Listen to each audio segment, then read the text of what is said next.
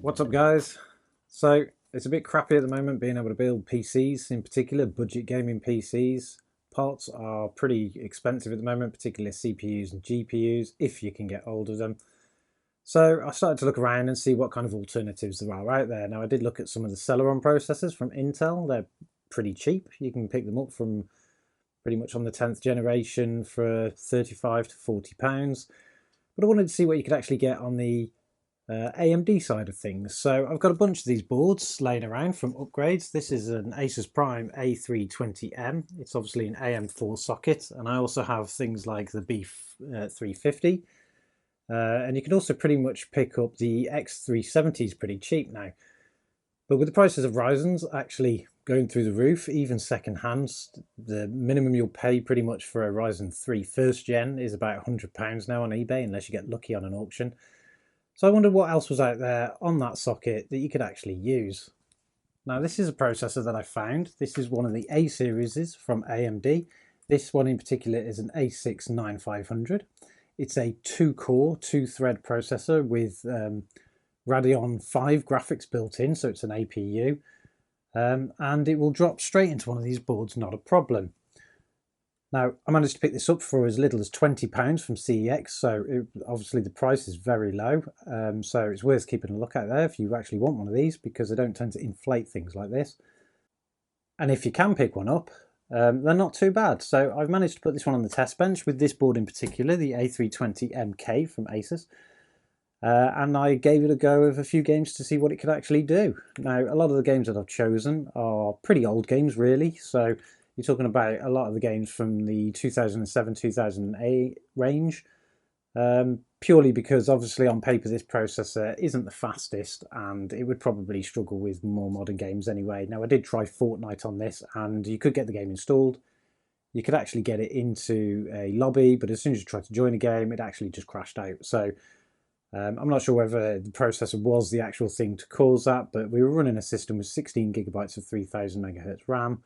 This processor and a non-stock cooler, so and the hard drive was also an M.2 SSD, so it had all the right parts. It was just the processor, I think, that was letting it down. But apart from that, take a look at the benchmarks that I did using some of the older games and have a look at what this thing can actually do.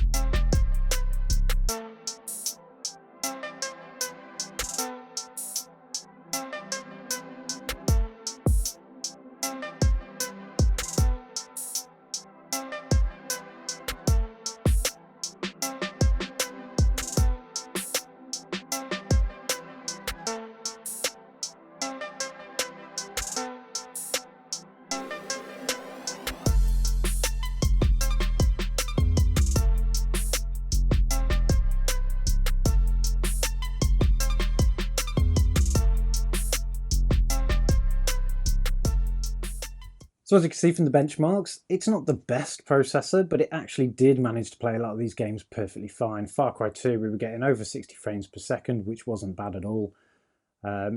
We also got things like Crysis running, very low frames per second, probably not playable more than anything. And although if you lowered the settings, you could probably increase that enough for it to actually play quite well. Some of the other games, Assassin's Creed, played really well on high settings. You were getting in the 40s kind of range for that. So if you drop that down to medium settings, you'd probably easily get 60 frames per second as well. So is it a processor worth buying? Most definitely, if you can pick one up for £20, and you can get one of these boards pretty cheap on eBay now, and you'll actually have a system up and running pretty quickly. It also gives you plenty of room for upgrading when the Ryzen processors come down, or if you can actually find a cheeky bid where one is actually reasonably priced, because these boards with a BIOS update will actually go up to the 3000, and that's pretty much the same on all the 300 series chipset boards. Obviously, if you can get one of the 350s or 370s, reasonably priced, they're worth getting because you've got all the extra features on them, usually with more headers and much stronger boards, and you can also do some kind of overclocking. But this processor will actually get you up and running, and it's not too bad. Now, I do have another one of these. I actually have an A10-9700, which I picked up recently, which I'll be doing another video on. So if you want to watch that video, make sure you subscribe to the channel.